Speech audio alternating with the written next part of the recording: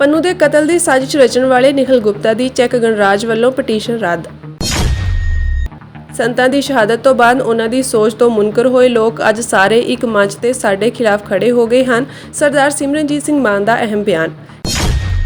ਕੱਲ੍ਹ ਨੂੰ ਕਿਸਾਨਾਂ ਵੱਲੋਂ ਪੂਰੇ ਪੰਜਾਬ ਵਿੱਚ ਭਾਜਪਾ ਉਮੀਦਵਾਰਾਂ ਦੇ ਘਰਾਂ ਅੱਗੇ ਦਿੱਤਾ ਜਾਵੇਗਾ ਇੱਕ ਦਿਨਾ ਰੋਸ ਧਰਨਾ। ਸਿੱਖ ਆਗੂ ਗੁਰਪਤਵੰਤ ਸਿੰਘ ਪੰਨੂ ਦੀ ਅਮਰੀਕੀ ਧਰਤੀ ਤੇ ਕਥਿਤ ਹੱਤਿਆ ਦੀ ਸਾਜ਼ਿਸ਼, ਜਿਸ ਨੂੰ ਅਮਰੀਕੀ ਏਜੰਸੀਆਂ ਨੇ ਨਾਕਾਮ ਕਰ ਦਿੱਤਾ ਸੀ, ਨਾਲ ਜੁੜੇ ਕੇਸ ਵਿੱਚ ਚੈੱਕ ਗਣਰਾਜ ਦੀ ਸੰਵਿਧਾਨਕ ਕੋਰਟ ਨੇ ਭਾਰਤੀ ਨਾਗਰਿਕ ਨਿਖਿਲ ਗੁਪਤਾ ਵੱਲੋਂ ਅਮਰੀਕਾ ਨੂੰ ਆਪਣੀ ਸਪੁਰਦਗੀ ਖਿਲਾਫ ਦਾਇਰ ਪਟੀਸ਼ਨ ਰੱਦ ਕਰ ਦਿੱਤੀ ਹੈ। ਗੁਪਤਾ ਇਸ ਵੇਲੇ ਚੈੱਕ ਦੀ ਰਾਜਧਾਨੀ ਪ੍ਰਾਗ ਦੀ ਜੇਲ੍ਹ ਵਿੱਚ ਬੰਦ ਹੈ। ਅਮਰੀਕਾ ਦੇ ਸੰਘੀ ਵਕੀਲਾਂ ਨੇ ਪਿਛਲੇ ਸਾਲ ਨਵੰਬਰ ਵਿੱਚ ਗੁਪਤਾ ਤੇ ਦੋਸ਼ ਲਾਇਆ ਸੀ ਕਿ ਉਹ ਸਿੱਖ ਆਗੂ ਗੁਰਪਤਵੰਤ ਸਿੰਘ ਪੰਨੂ, ਜਿਨ੍ਹਾਂ ਕੋਲ ਅਮਰੀਕਾ ਤੇ ਕੈਨੇਡਾ ਦੀ ਦੋਹਰੀ ਨਾਗਰਿਕਤਾ ਹੈ, ਉਹਨਾਂ ਨੂੰ ਕਤਲ ਕਰਨ ਲਈ ਕਥਿਤ ਤੌਰ ਤੇ ਭਾਰਤ ਸਰਕਾਰ ਦੇ ਇੱਕ ਮੁਲਾਜ਼ਮ ਨਾਲ ਮਿਲ ਕੇ ਕੰਮ ਕਰ ਰਿਹਾ ਸੀ। ਗੁਪਤਾ ਨੂੰ ਪ੍ਰਾਗ ਵਿੱਚ ਪਿਛਲੇ ਸਾਲ 30 ਜੂਨ ਨੂੰ ਗ੍ਰਿਫਤਾਰ ਕੀਤਾ ਗਿਆ ਸੀ। ਮੌਜੂਦਾ ਸਮੇਂ ਉਹ ਪ੍ਰਾਗ ਦੀ ਜੇਲ੍ਹ ਵਿੱਚ ਬੰਦ ਹੈ। ਅਮਰੀਕੀ ਸਰਕਾਰ ਵੱਲੋਂ ਚੈੱਕ ਗਣਰਾਜ ਤੋਂ ਗੁਪਤਾ ਦੀ ਸਪੁਰਦਗੀ ਮੰਗੀ ਜਾ ਰਹੀ ਸੀ। ਗੁਪਤਾ ਨੇ ਇਸ ਖਿਲਾਫ ਚੈੱਕ ਦੀ ਸੰਵਿਧਾਨਕ ਕੋਰਟ ਵਿੱਚ ਪਟੀਸ਼ਨ ਦਾਇਰ ਕੀਤੀ ਸੀ। ਕੋਰਟ ਨੇ ਬੁੱਧਵਾਰ ਨੂੰ ਇੱਕ ਬਿਆਨ ਵਿੱਚ ਕਿਹਾ ਕਿ ਸੰਵਿਧਾਨਕ ਕੋਰਟ ਨੂੰ ਸੁਣਵਾਈ ਦੌਰਾਨ ਅਜਿਹਾ ਕਿਤੇ ਨਹੀਂ ਲੱਗਿਆ ਕਿ ਜੇ ਸਪੁਰਦਗੀ ਨੂੰ ਜਾਇਜ਼ ਠਹਿਰਾਇਆ ਜਾਂਦਾ ਹੈ ਤਾਂ ਇਸ ਸੰਵਿਧਾਨ ਤਹਿਤ ਮਿਲੇ ਮੌਲਿਕ ਅਧਿਕਾਰਾਂ ਤੇ ਆਜ਼ਾਦੀ ਦੀ ਉਲੰਘਣਾ ਹੋਵੇਗੀ। ਕੋਰਟ ਨੇ ਕਿਹਾ ਕਿ ਉਸ ਦਾ ਮੰਨਣਾ ਹੈ ਕਿ ਹੇਠਲੀਆਂ ਅਦਾਲਤਾਂ ਨੇ ਸਪੁਰਦਗੀ ਨੂੰ ਰੋਕਣ ਨਾਲ ਜੁੜੇ ਸਾਰੇ ਪਹਿਲੂਆਂ ਨੂੰ ਗਹੂ ਨਾਲ ਵਾਚਿਆ ਹੈ। ਸੰਵਿਧਾਨਕ ਕੋਰਟ ਨੇ ਇਹ ਦਲੀਲ ਵੀ ਖਾਰਜ ਕਰ ਦਿੱਤੀ ਕਿ ਇਹ ਸਿਆਸੀ ਕੇਸ ਸੀ। ਸੰਵਿਧਾਨਕ ਕੋਰਟ ਨੇ ਮਿਊਨਿਸਪਲ ਕੋਰਟ ਤੇ ਹਾਈ ਕੋਰਟ ਦੇ ਹੁਕਮਾਂ ਨੂੰ ਬਰਕਰਾਰ ਰੱਖਿਆ ਹੈ। ਕੋਰਟ ਨੇ ਸਥਾਨਕ ਕੋਰਟ ਦੇ ਉਸ ਫੈਸਲੇ ਨੂੰ ਵੀ ਬਰਕਰਾਰ ਰੱਖਿਆ ਜਿਸ ਵਿੱਚ ਪ੍ਰੀ ਟ੍ਰਾਇਲ ਡਿਟੈਂਸ਼ਨ ਤੋਂ ਰਿਹਾਈ ਦੀ ਮੰਗ ਕਰਦੀ ਗੁਪਤਾ ਦੀ ਅਪੀਲ ਰੱਦ ਕੀਤੀ ਗਈ ਸੀ। ਚੈੱਕ ਹਾਈ ਕੋਰਟ ਨੇ ਜਨਵਰੀ ਵਿੱਚ ਸੁਣਾਏ ਫੈਸਲੇ ਵਿੱਚ ਕਿਹਾ ਸੀ ਕਿ ਗੁਪਤਾ ਨੂੰ ਅਮਰੀਕਾ ਦੇ ਸਪੁਰਦ ਕੀਤਾ ਜਾ ਸਕਦਾ ਹੈ। ਗੁਪਤਾ ਦੀ ਸਪੁਰਦਗੀ ਸੰਬੰਧੀ ਆਖਰੀ ਫੈਸਲਾ ਨਿਆਂ ਮੰਤਰੀ ਪਾਵੇਲ ਬਲਾਜ਼ੇਕ ਵੱਲੋਂ ਲਿਆ ਜਾਵੇਗਾ। ਦ ਵਾਸ਼ਿੰਗਟਨ ਪੋਸਟ ਨੇ ਪਿਛਲੇ ਮਹੀਨੇ ਆਪਣੀ ਇੱਕ ਰਿਪੋਰਟ ਵਿੱਚ ਦਾਅਵਾ ਕੀਤਾ ਸੀ ਕਿ ਪੰਨੂ ਦੀ ਹੱਤਿਆ ਦੀ ਨਾਕਾਮ ਸਾਜ਼ਿਸ਼ ਕਰਨ ਪਿੱਛੇ ਭਾਰਤ ਦੀ ਖੁਫੀਆ ਏਜੰਸੀ ਰਾਅ ਦੇ ਅਧਿਕਾਰੀ ਵਿਕਰਮ ਯਾਦਵ ਦਾ ਹੱਥ ਸੀ। ਰਿਪੋਰਟ ਮੁਤਾਬਕ ਰਾਅ ਮੁਖੀ ਸਾਮੰਤ ਗੋਇਲ ਨੇ ਇਸ ਪੂਰੇ ਆਪਰੇਸ਼ਨ ਨੂੰ ਹਰੀ ਝੰਡੀ ਦਿੱਤੀ ਸੀ। ਭਾਰਤ ਦੇ ਵਿਦੇਸ਼ ਮੰਤਰਾਲੇ ਨੇ ਹਾਲਾਂਕਿ ਰਿਪੋਰਟ ਵਿੱਚ ਲਾਏ ਦੋਸ਼ਾਂ ਨੂੰ ਗੈਰ ਵਾਜਬ ਤੇ ਬੇਬੁਨਿਆਦ ਦੱਸ ਕੇ ਖਾਰਜ ਕਰ ਦਿੱਤਾ ਸੀ। ਉਂਝ ਭਾਰਤ ਨੇ ਜਨਤਕ ਤੌਰ ਤੇ ਕਿਹਾ ਸੀ ਕਿ ਉਹ ਅਮਰੀਕਾ ਵੱਲੋਂ ਸਾਂਝੇ ਕੀਤੇ ਪੰਨੂ ਦੀ ਹੱਤਿਆ ਦੀ ਕਥਿਤ ਸਾਜ਼ਿਸ਼ ਨਾਲ ਜੁੜੇ ਸਬੂਤਾਂ ਦੀ ਘੋਖ ਕਰ ਰਿਹਾ ਹੈ। ਸ਼੍ਰੋਮਣੀ ਅਕਾਲੀ ਦਲ ਅੰਮ੍ਰਿਤਸਰ ਦੇ ਪ੍ਰਧਾਨ ਸਰਦਾਰ ਸਿਮਰਨਜੀਤ ਸਿੰਘ ਮਾਨ ਨੇ ਚੋਣਾਂ ਦੇ ਮੱਦੇਨਜ਼ਰ ਉਹਨਾਂ ਦੇ ਉਮੀਦਵਾਰਾਂ ਦੇ ਵਿਰੁੱਧ ਖੜੇ ਕੀਤੇ ਗਏ ਉਮੀਦਵਾਰਾਂ ਲਈ ਸੀਟਾਂ ਛੱਡਣ ਲਈ ਮਜਬੂਰ ਕੀਤੇ ਜਾਣ ਬਾਰੇ ਅਹਿਮ ਬਿਆਨ ਦਿੱਤਾ ਹੈ। ਉਹਨਾਂ ਕਿਹਾ ਕਿ ਜਿਹੜੇ ਲੋਕ ਸੰਤਾਂ ਦੀ ਸ਼ਹਾਦਤ ਤੋਂ ਬਾਅਦ ਉਹਨਾਂ ਦੀ ਸੋਚ ਤੋਂ ਮੁਨਕਰ ਹੋ ਗਏ ਸੀ, ਅੱਜ ਸਾਰੇ ਇੱਕ ਮੰਚ ਤੇ ਸਾਡੇ ਖਿਲਾਫ ਇਕੱਠੇ ਹੋ ਗਏ ਹਨ। ਇਹ ਸੱਜਣ ਸਰਦਾਰ ਸਰਬਜੀਤ ਸਿੰਘ ਮਲੋਆ ਦੇ ਹੱਕ ਵਿੱਚ ਸਾਨੂੰ ਇੱਕ ਮਿਹਨਤੀ ਅਤੇ ਕਿਰਤੀ ਸਿੱਖ ਸਰਦਾਰ ਬਲਦੇਵ ਸਿੰਘ ਗਗੜਾ ਨੂੰ ਸੀਟ ਛੱਡਣ ਦਾ ਦਬਾਅ ਬਣਾ ਰਹੇ ਹਨ। ਉਹਨਾਂ ਅੱਗੇ ਕਿਹਾ ਕਿ ਇਹ ਸੱਜਣ ਸਰਦਾਰ ਸਰਬਜੀਤ ਸਿੰਘ ਵੱਲੋਂ ਆਪਣੇ ਪਿਤਾ ਜੀ ਦੀਆਂ ਦਿੱਲੀ ਵਿੱਚ ਮਨਾਈਆਂ ਬਰਸੀਆਂ ਤੇ ਕਦੇ ਵੀ ਨਾ ਪਹੁੰਚਣ ਦੀ ਜਵਾਬਦੇਹੀ ਮੰਗਣਗੇ। ਨਾਲੇ ਸਰਦਾਰ ਸਰਬਜੀਤ ਸਿੰਘ ਦੇ ਛੋਟੇ ਭਰਾ ਸਰਦਾਰ ਜਸਵਿੰਦਰ ਸਿੰਘ ਵੱਲੋਂ ਉਹਨਾਂ ਦੇ ਕਿਰਦਾਰ ਤੇ ਲਗਾਏ ਸ਼ਰਾਬ ਸੇਵਨ ਵਰਗੇ ਗੰਭੀਰ ਇਲਜ਼ਾਮਾਂ ਦੀ ਜ਼ਿੰਮੇਵਾਰੀ ਲੈ ਕੇ ਜਵਾਬਦੇਹੀ ਮੰਗਣਗੇ। ਉਹਨਾਂ ਕਿਹਾ ਕਿ ਕਿਰਪਾ ਕਰਕੇ ਸਾਡੀ ਚੁੱਪ ਨੂੰ ਕਮਜ਼ੋਰੀ ਨਾ ਸਮਝਿਆ ਜਾਵੇ ਅਤੇ ਸ਼ਰਾਰਤ ਅਧੀਨ ਸਾਨੂੰ ਢਾਹ ਲਾਉਣ ਹਿੱਤ ਝੂਠੀ ਬਿਆਨਬਾਜ਼ੀ ਕਰਕੇ ਪੰਥ ਨੂੰ ਹੋਰ ਕਮਜ਼ੋਰ ਨਾ ਕੀਤਾ ਜਾਵੇ। ਅੱਜ ਮੈਂ ਦੱਸਣਾ ਚਾਹੁੰਦਾ ਕਿ ਗੁਰਚਰਨ ਸਿੰਘ ਭੁੱਲਰ ਸਾਡੇ ਕੈਂਡੀਡੇਟ ਹੈਗੇ ਹੈ ਫਿਰੋਜ਼ਪੁਰ ਦੇ। ਉਹ ਬਹੁਤ ਅੱਛੇ ਇਮਾਨਦਾਰ ਨੌਜਵਾਨ ਨੇ, ਕੰਮ ਕਰਨ ਵਾਲੇ ਹੈ, ਕਿਰਤ ਕਰਨ ਵਾਲੇ ਹੈ, ਫਿਰੋਜ਼ਪੁਰ ਦੇ ਜਥੇਦਾਰ ਹੈ ਤੇ ਸਾਰਾ ਇਲਾਕਾ ਬਹੁਤ ਅੱਛੀ ਤਰ੍ਹਾਂ ਸਾਹਮਣੇ ਹੈ। ਉਹ ਸਾਡੇ ਕੈਂਡੀਡੇਟ ਫਿਰੋਜ਼ਪੁਰ ਤੋਂ ਹੈ। ਉਹਨਾਂ ਦੇ ਵੀ ਕੈਂਡੀਡੇਟਰ ਦੇ ਵਿੱਚ ਜਿਹੜੇ ਲੋਕ ਸੰਤ ਜਰਨੈਲ ਸਿੰਘ ਭਿੰਡਰਾਂਵਾਲਿਆਂ ਦੀ ਸ਼ਹਾਦਤ ਤੋਂ ਬਾਅਦ ਸੰਤਾਂ ਦੀ ਸੋਚ ਤੋਂ ਵਿਛੜ ਗਏ ਸੀਗੇ, ਉਹ ਅੱਜ ਇਕੱਠੇ ਹੋ ਗਏ ਹੈ ਇੱਕ ਮੰਚ ਦੇ ਉੱਤੇ। ਬੇਸ਼ੱਕ ਸੰਤ ਮਹਾਰਾਜ ਕਰਤਾਰ ਸਿੰਘ ਦਾ ਪਰਿਵਾਰ ਹੋਵੇ, ਬੇਸ਼ੱਕ ਸੰਤ ਜਰਨੈਲ ਸਿੰਘ ਭਿੰਡਰਾਂਵਾਲਿਆਂ ਦਾ ਪਰਿਵਾਰ ਹੋਵੇ, ਸਾਡੇ ਸਿੱਖ ਮਜ਼ਹਬ ਦੇ ਵਿੱਚ ਪਰ ਜਿਹੜੇ ਪਰਿਵਾਰ ਹੁੰਦੇ ਹੈ ਉਹਨਾਂ ਦੀ ਮਹੱਤਤਾ ਨਹੀਂ ਹੁੰਦੀ। ਗੁਰੂ ਨਾਨਕ ਸਾਹਿਬ ਨੇ ਆਪਣੇ ਸਾਹਿਬਜ਼ਾਦਿਆਂ ਨੂੰ ਗੱਦੀ ਨਹੀਂ ਸੀ ਦਿੱਤੀ। ਗੁਰੂ ਹਰਗੋਬਿੰਦ ਸਾਹਿਬ ਵੀ ਆਪਣੇ ਸਾਹਿਬਜ਼ਾਦੇ ਨਾਲ ਨਾਰਾਜ਼ ਹੋ ਗਏ ਸੀਗੇ।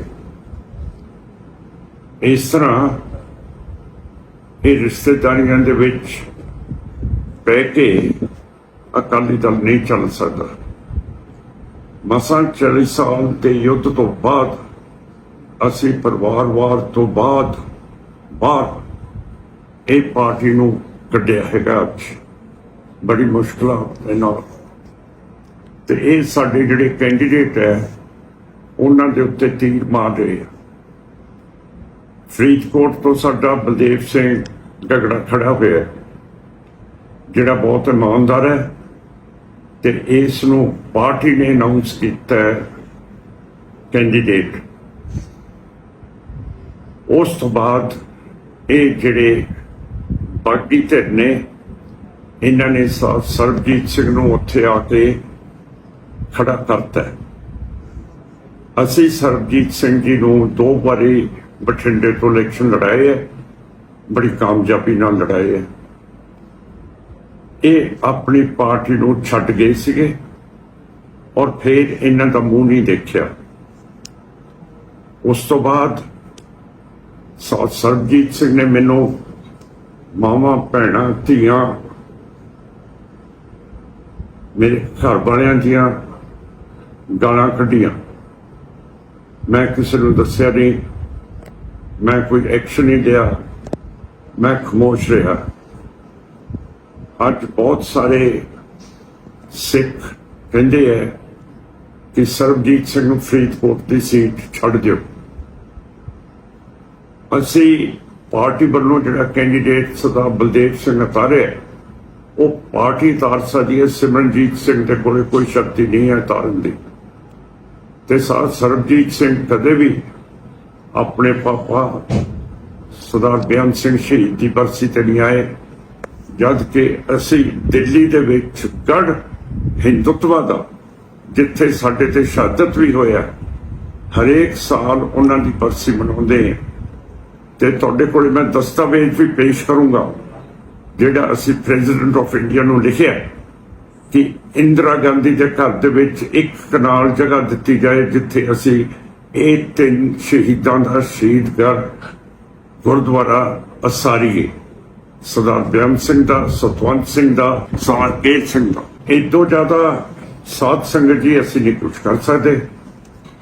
ਜੇ ਮੈਨੂੰ 40 ਸਾਲਾਂ ਦੀ ਸੇਵਾ ਤੋਂ ਬਾਅਦ ਮੈਨੂੰ ਗਧੇ ਦੇ ਉੱਤੇ ਬਿਠਾ ਕੇ ਪੰਥ ਤੋਂ ਬਾਹਰ ਕੱਢਣਾ, ਇਹ ਤੁਹਾਡੀ ਮਰਜ਼ੀ ਹੈ। ਮੈਂ ਗਧੇ ਦੀ ਸਵਾਰੀ ਕਰਨ ਨੂੰ ਤਿਆਰ ਹਾਂ, ਪਰ ਪਾਰਟੀ ਦੇ ਡਿਸਪਲਿਨ 'ਚ ਤੁਸੀਂ ਦੱਸ ਦਿਓ ਜੇ ਤੁਸੀਂ ਕਿਸੇ ਨੇ ਵੀ ਜਿਹੜੇ ਹਿੰਦ ਹਕੂਮਤ ਨੇ ਕੈਨੇਡਾ ਦੇ ਵਿੱਚ ਨਿੱਜਰ, ਮਲਕ, ਸੁਖਦੂਲ ਸਿੰਘ ਕਤਲ ਕੀਤੇ ਹੈ, ਕਿਸੇ ਨੇ ਉਹਨਾਂ ਦਾ ਨਾਮ ਲਿਆ?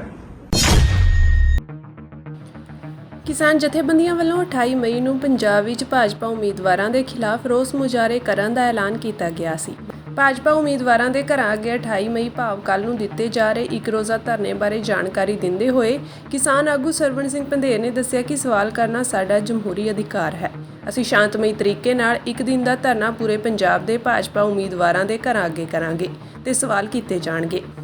ਉਹਨਾਂ ਅੱਗੇ ਕਿਹਾ ਕਿ ਭਾਜਪਾ ਸਰਕਾਰ ਆਪਣੇ ਵਾਅਦਿਆਂ ਤੋਂ ਮੁੱਕਰ ਗਈ ਹੈ ਤੇ ਭਾਜਪਾ ਉਮੀਦਵਾਰਾਂ ਨੂੰ ਸਾਡੇ ਸਵਾਲਾਂ ਦਾ ਸਾਹਮਣਾ ਕਰਨਾ ਹੀ ਪਵੇਗਾ।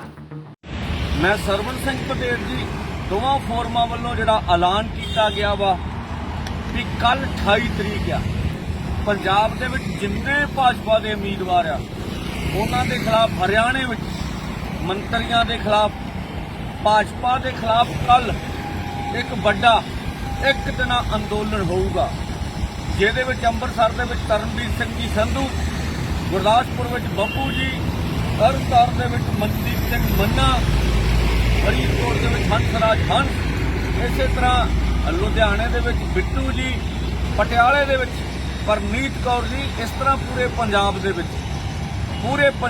ਵਿੱਚ ਇਹ ਉਮੀਦਵਾਰਾਂ ਦੇ ਘਰਾਂ ਮੁਰੇ ਇੱਕ ਦਿਨਾ ਮੋਰਚਾ ਲੱਗੂਗਾ। ਇਸ ਤਰ੍ਹਾਂ ਹਰਿਆਣੇ ਔਰ ਉਹੀ ਸਵਾਲ ਲੈ ਕੇ ਆਵਾਂਗੇ ਜਿਹੜੇ ਕਹਿੰਦੇ ਸੀ 1 ਤੋਂ ਬਾਅਦ 2 ਨੂੰ ਤੁਹਾਨੂੰ ਦੇਖਾਂਗੇ, ਜਿਹੜੇ ਕਹਿੰਦੇ ਸੀ ਤੁਹਾਨੂੰ ਦੁਗਰੀ ਗੱਲ ਕਰ ਦਾਂਗੇ, ਅਸੀਂ ਪੁਰਅਮਨ ਢੰਗ ਨਾਲ ਪੀਸਫੁਲੀ ਆਵਾਂਗੇ ਤੁਹਾਡੇ ਘਰਾਂ ਗਾੜੀ। ਇਹ ਡੈਮੋਕ੍ਰੈਟਿਕ ਸਾਡਾ ਹੱਕ ਹੈਗਾ ਵਾ। ਔਰ ਸਵਾਲ ਫਿਰ ਚੱਕਾਂਗੇ ਵੀ ਤੁਹਾਡੇ 10 ਸਾਲ ਰਹੇ ਪ੍ਰਧਾਨ ਮੰਤਰੀ ਜੀ ਨੇ MSP ਲੀਗਲ ਗਰੰਟੀ ਕਾਨੂੰਨ ਬਣਾਉਣ ਦਾ ਵਾਅਦਾ ਕੀਤਾ ਸੀ, ਭੱਜ ਨਿਕਲੇ ਆ। ਤੁਹਾਡੇ ਪ੍ਰਧਾਨ ਮੰਤਰੀ ਜੀ ਦਾ ਵਾਅਦਾ ਸੀ ਕਿਸਾਨਾਂ ਮਜ਼ਦੂਰਾਂ ਦਾ ਕਰਜ਼ਾ ਖਤਮ ਹੋਊਗਾ, ਨਹੀਂ ਪੂਰਾ ਹੋਇਆ, ਨਹੀਂ ਵਫਾ ਕਰ ਸਕੇ। ਇਹ ਤੋਂ ਗਾਂ ਫਸਲੀ ਬੀਮਾ ਯੋਜਨਾ ਜਿਹੜੀਆਂ ਦੇਸ਼ ਦੀਆਂ 16 ਕੰਪਨੀਆਂ ਦਾ ਢਿੱਡ ਭਰਨ ਨੂੰ ਇਹਨਾਂ ਨੇ ਬਣਾਈ ਹੈਗੀ ਆ, ਉਹ ਸਾਡੇ ਲਈ ਠੀਕ ਨਹੀਂ ਹੈਗੀ। ਸਰਕਾਰ ਆਪਣੇ ਦੇਸ਼ ਤੇ ਫਸਲੀ ਬੀਮਾ ਯੋਜਨਾ ਬਣਾਵੇ, ਇਹਦੀ ਗੱਲ ਮੰਗ ਕਰਾਂਗੇ। ਭਾਰਤ WTO ਤੋਂ ਬਾਹਰ ਆਵੇ, ਮਜ਼ਦੂਰਾਂ ਲਈ ਰੁਜ਼ਗਾਰ 200 ਦਿਨ ਦਾ 700 ਰੁਪਇਆ ਦਿਹਾੜੀ, ਇਹ ਮੰਗਾਂ ਨੇ ਸਾਡੀਆਂ ਜਿਹੜੀਆਂ ਤੁਹਾਨੂੰ। ਔਰ ਤੁਸੀਂ ਸਾਨੂੰ ਦਿੱਲੀ ਕਿਉਂ ਨਹੀਂ ਜਾਣ ਦਿੰਦਾ? ਕਿ ਅਸੀਂ ਦੇਸ਼ ਦੇ ਕਿਸਾਨ ਮਜ਼ਦੂਰ ਦਿੱਲੀ ਜਾ ਕੇ ਪ੍ਰਦਰਸ਼ਨ ਨਹੀਂ ਕਰ ਸਕਦੇ? ਇਹ ਸਵਾਲ ਲੈ ਕੇ ਆਵਾਂਗੇ। ਤੁਸੀਂ ਸਾਡਾ 450 ਕਿਸਾਨ ਜ਼ਖਮੀ ਕੀਤਾ, ਇਹ ਸਵਾਲਾਂ ਦੇ ਜਵਾਬ ਮੰਗਾਂਗੇ ਤੁਹਾਡੇ ਤੋਂ। ਤੁਸੀਂ ਸ਼ਹੀਦ ਸੁਭਕਰਨ ਸਿੰਘ ਜੀ ਨੂੰ ਕਿਉਂ ਸ਼ਹੀਦ ਕੀਤਾ? ਔਰ ਤੁਸੀਂ ਨੈਸ਼ਨਲ ਹਾਈਵੇ ਤੇ ਦੁਬਾਰਾ ਕਿਹੜੇ ਕਾਨੂੰਨ ਤਹਿਤ ਕੱਢੀਆਂ?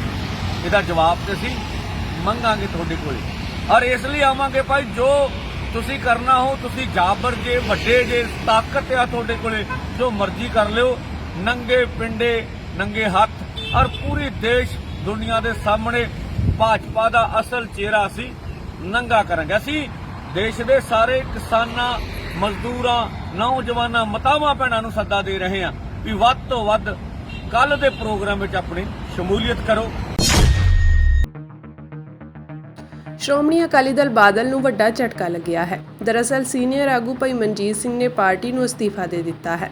ਦੱਸ ਦਈਏ ਕਿ ਇਸ ਸੰਬੰਧੀ ਜਾਣਕਾਰੀ ਭਾਈ ਮਨਜੀਤ ਸਿੰਘ ਨੇ ਆਪ ਦਿੱਤੀ ਹੈ। ਭਾਈ ਮਨਜੀਤ ਸਿੰਘ SGPC ਮੈਂਬਰ ਵੀ ਹਨ। ਉਹਨਾਂ ਅਕਾਲੀ ਦਲ ਨੂੰ ਅਸਤੀਫਾ ਦੇ ਕੇ ਭਾਈ ਅੰਮ੍ਰਿਤਪਾਲ ਸਿੰਘ ਦੀ ਹਮਾਇਤ ਕਰਨ ਦਾ ਵੀ ਐਲਾਨ ਕਰ ਦਿੱਤਾ ਹੈ। ਇਸ ਤੋਂ ਇਲਾਵਾ ਹੋਰ ਪੰਥਕ ਆਗੂਆਂ ਸਰਬਜੀਤ ਸਿੰਘ ਤੇ ਜਸਕਰਨ ਸਿੰਘ ਕਾਹਨ ਸਿੰਘ ਵਾਲਾ ਦੀ ਵੀ ਹਮਾਇਤ ਕੀਤੀ ਹੈ।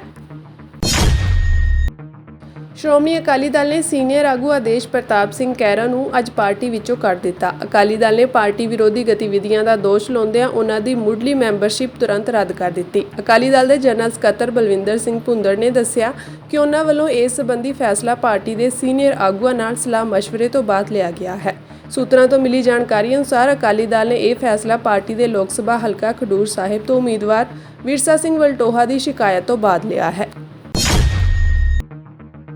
ਪੀਪਲਜ਼ ਡੈਮੋਕ੍ਰੈਟਿਕ ਪਾਰਟੀ ਦੀ ਪ੍ਰਧਾਨ ਮਹਿਬੂਬਾ ਮੁਫਤੀ ਨੇ ਆਪਣੀ ਪਾਰਟੀ ਦੇ ਵਰਕਰਾਂ ਅਤੇ VOTING ਏਜੰਟ ਨੂੰ ਹਿਰਾਸਤ ਵਿੱਚ ਲੈਣ ਦੇ ਦੋਸ਼ ਲਾਉਂਦਿਆਂ ਇਸ ਕਥਿਤ ਧੱਕੇਸ਼ਾਹੀ ਖਿਲਾਫ ਅੱਜ ਜੰਮੂ ਕਸ਼ਮੀਰ ਦੇ ਅਨੰਤਨਾਗ ਜ਼ਿਲ੍ਹੇ ਵਿੱਚ ਇੱਕ ਪੁਲਿਸ ਥਾਣੇ ਦੇ ਬਾਹਰ ਰੋਸ ਪ੍ਰਦਰਸ਼ਨ ਕੀਤਾ। ਇਸ ਦੌਰਾਨ ਪੁਲਿਸ ਵੱਲੋਂ ਭੀੜ ਤੇ ਲਾਠੀਚਾਰਜ ਵੀ ਕੀਤਾ ਗਿਆ। ਉਹਨਾਂ ਦਾਅਵਾ ਕੀਤਾ ਕਿ ਉਹਨਾਂ ਦੇ ਮੋਬਾਈਲ ਨੰਬਰ ਤੋਂ ਫੋਨ ਕਰਨ ਦੀ ਸੁਵਿਧਾ ਬੰਦ ਕਰ ਦਿੱਤੀ ਗਈ ਹੈ। ਹਾਲਾਂਕਿ ਪੁਲਿਸ ਨੇ ਕਿਹਾ ਹੈ ਕਿ ਹਿਰਾਸਤ ਵਿੱਚ ਲਏ ਗਏ ਵਿਅਕਤੀ ਸਰਗਰਮ ਵਰਕਰ ਹਨ ਅਤੇ ਇਹ ਕਾਰਵਾਈ ਚੋਣਾਂ ਅਮਨ ਸ਼ਾਂਤੀ ਨਾਲ ਨੇਪਰੇ ਚਾੜਨ ਲਈ ਕੀਤੀ ਗਈ ਹੈ। क्या PDP के वर्कर एजेंटन सत कर यह सिर्फ अकि दुच कत तुम गो गरम मज नीन वोट त्रावन कह तुम वो बाकी जमो नीरान तिहद एजेंट ठीक पे तुम वोट त्रावान। इसलिए मे सारे तुम गुजारिश कि तुम नीरो वोट त्रो इंशाल्लाह इस एजेंट बंद सह वात शाम तक घर वापस। मगर वनकस कोशिश कर तुम डर तो दहशत फैलाव ताकि तुम बिहू गरन मज तुम करो वोट कम कास्ट। इसलिए मेरी गुजारिश तुम नीरो सारी वोट त्रो पन्न बूथन पे बह वात तुंदन बूथन पे जल्दी इंशाल्लाह। ਫਲਸਤੀਨੀ ਸਿਹਤ ਕਰਮਚਾਰੀਆਂ ਨੇ ਦੱਸਿਆ ਕਿ ਗਾਜ਼ਾ ਦੇ ਦੱਖਣੀ ਸ਼ਹਿਰ ਰਫਾਹ ਵਿੱਚ ਸ਼ਰਨਾਰਥੀਆਂ ਲਈ ਲਗਾਏ ਤੰਬੂਆਂ ਉੱਤੇ ਇਜ਼ਰਾਈਲ ਵੱਲੋਂ ਕੀਤੇ ਹਵਾਈ ਹਮਲਿਆਂ ਵਿੱਚ ਘੱਟੋ-ਘੱਟ 35 ਵਿਅਕਤੀ ਮਾਰੇ ਗਏ ਹਨ ਅਤੇ ਕਈ ਹੋਰ ਜ਼ਖਮੀ ਹੋ ਗਏ। ਮਰਨ ਵਾਲਿਆਂ ਵਿੱਚ ਜ਼ਿਆਦਾਤਰ ਔਰਤਾਂ ਤੇ ਬੱਚੇ ਸ਼ਾਮਿਲ ਹਨ। ਇਸ ਹਵਾਈ ਹਮਲੇ ਵਿੱਚ ਦਰਜਨਾਂ ਵਿਅਕਤੀ ਜ਼ਖਮੀ ਹੋਏ ਹਨ। ਇਹ ਹਮਲਾ ਅੰਤਰਰਾਸ਼ਟਰੀ ਅਦਾਲਤ ਵੱਲੋਂ ਇਜ਼ਰਾਈਲ ਨੂੰ ਰਫਾਹ ਵਿੱਚ ਆਪਣੀ ਫੌਜੀ ਕਾਰਵਾਈ ਰੋਕਣ ਦੇ ਹੁਕਮ ਦਿੱਤੇ ਜਾਣ ਦੇ 2 ਦਿਨ ਬਾਅਦ ਹੋਇਆ ਹੈ। ਆਮ ਆਦਮੀ ਪਾਰਟੀ ਦੀ ਰਾਜ ਸਭਾ ਮੈਂਬਰ ਸਵਾਤੀ ਮਾਲੀਵਾਲ ਨੇ ਅੱਜ ਕਿਹਾ ਕਿ ਆਪ ਆਗੂਆਂ ਤੇ ਵਰਕਰਾਂ ਵੱਲੋਂ ਉਸ ਨੂੰ ਜਬਰ ਜਨਾਹ ਤੇ ਜਾਨੋਂ ਮਾਰਨ ਦੀਆਂ ਧਮਕੀਆਂ ਦਿੱਤੀਆਂ ਜਾ ਰਹੀਆਂ ਹਨ। ਉਸਨੇ ਕਿਹਾ ਕਿ ਯੂਟਿਊਬਰ ਧਰੁਵ ਰਾਠੀ ਵੱਲੋਂ ਉਸ ਖਿਲਾਫ ਇੱਕ ਪਾਸੜ ਵੀਡੀਓ ਪੋਸਟ ਕੀਤੇ ਜਾਣ ਤੋਂ ਬਾਅਦ ਸਥਿਤੀ ਵਿਗੜ ਗਈ ਹੈ। ਮਾਲੀਵਾਲ ਨੇ ਕਿਹਾ ਕਿ ਦੂਜੇ ਬੁਲਾਰਿਆਂ ਨੇ ਮੈਨੂੰ ਇਸ ਹੱਦ ਤੱਕ ਸ਼ਰਮਿੰਦਾ ਕੀਤਾ ਹੈ ਕਿ ਹੁਣ ਮੈਨੂੰ ਬਹੁਤ ਜ਼ਿਆਦਾ ਦੁਰਵਿਵਹਾਰ ਅਤੇ ਧਮਕੀਆਂ ਦਾ ਸਾਹਮਣਾ ਕਰਨਾ ਪੈ ਰਿਹਾ ਹੈ। ਮੈਂ ਇਹਨਾਂ ਧਮਕੀਆਂ ਸੰਬੰਧੀ ਰਿਪੋਰਟ ਦਿੱਲੀ ਪੁਲਿਸ ਨੂੰ ਦੇ ਰਹੀ ਹਾਂ। ਮੈਨੂੰ ਆਸ ਹੈ ਕਿ ਉਹ ਕਥਿਤ ਦੋਸ਼ੀਆਂ ਵਿਰੁੱਧ ਸਖਤ ਕਾਰਵਾਈ ਕਰੇਗੀ। ਕਿਸੇ ਵੀ ਸਥਿਤੀ ਵਿੱਚ ਜੇ ਮੈਨੂੰ ਕੁਝ ਹੋ ਜਾਂਦਾ ਹੈ ਤਾਂ ਅਸੀਂ ਜਾਣਦੇ ਹਾਂ ਕਿ ਇਹ ਕਿਸ ਨੇ ਕੀਤਾ ਹੋਵੇਗਾ। ਲੋਕ ਸਭਾ ਚੋਣਾਂ ਨੂੰ ਲੈ ਕੇ ਸਿਆਸੀ ਪਾਰਟੀਆਂ ਦੇ ਆਗੂਆਂ ਵੱਲੋਂ ਕੀਤੇ ਜਾ ਰਹੇ ਚੋਣ ਪ੍ਰਚਾਰ ਦਰਮਿਆਨ ਪੰਜਾਬ ਦੀਆਂ 2 ਦਰਜਨ ਦੇ ਕਰੀਬ ਸੰਘਰਸ਼ੀ ਲੋਕ ਜਥੇਬੰਦੀਆਂ ਨੇ ਅੱਜ ਬਰਨਾਲਾ ਦੀ ਦਾਣਾ ਮੰਡੀ ਵਿੱਚ ਵਿਸ਼ਾਲ ਲੋਕ ਸੰਗਰਾਮ ਰੈਲੀ ਕੀਤੀ। ਇਸ ਰੈਲੀ ਰਾਹੀਂ ਲੋਕਾਂ ਦੇ ਅਸਲ ਮਸਲੇ ਉਭਾਰੇ ਗਏ ਅਤੇ ਇਹਨਾਂ ਦੇ ਹੱਲ ਲਈ ਸੰਘਰਸ਼ਾਂ ਦਾ ਰਾਹ ਬੁਲੰਦ ਕੀਤਾ ਗਿਆ। ਰੈਲੀ ਵਿੱਚ ਕਿਸਾਨਾਂ ਤੇ ਖੇਤ ਮਜ਼ਦੂਰਾਂ ਸਣੇ ਸਨਅਤੀ ਕਾਮਿਆਂ, ਠੇਕਾ ਮੁਲਾਜ਼ਮਾਂ, ਅਧਿਆਪਕਾਂ, ਵਿਦਿਆਰਥੀਆਂ ਤੇ ਔਰਤਾਂ ਨੇ ਸ਼ਮੂਲੀਅਤ ਕੀਤੀ। ਰੈਲੀ ਦਾ ਆਗਾਜ਼ ਪਿਛਲੇ ਦਿਨੀ ਅਕਾਲ ਚਲਾਣਾ ਕਰ ਗਏ ਉੱਘੇ ਕਵੀ ਸੁਰਜੀਤ ਪਾਤਰ ਨੂੰ ਸ਼ਰਧਾਂਜਲੀ ਲਈ ਮਤਾ ਪੜਨ ਨਾਲ ਹੋਈ।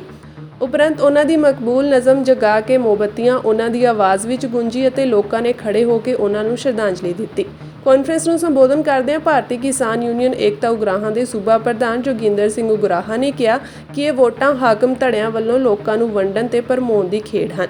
ਉਹਨਾਂ ਕਿਹਾ ਕਿ ਪਾਰਲੀਮੈਂਟ ਅੰਦਰ ਲੋਕਾਂ ਦੀ ਸੁਣਵਾਈ ਵੋਟਾਂ ਰਾਹੀਂ ਨਹੀਂ, ਲੋਕਾਂ ਦੇ ਘੋਲਾਂ ਰਾਹੀਂ ਹੋ ਸਕਦੀ ਹੈ। ਇਹ ਸਾਰੇ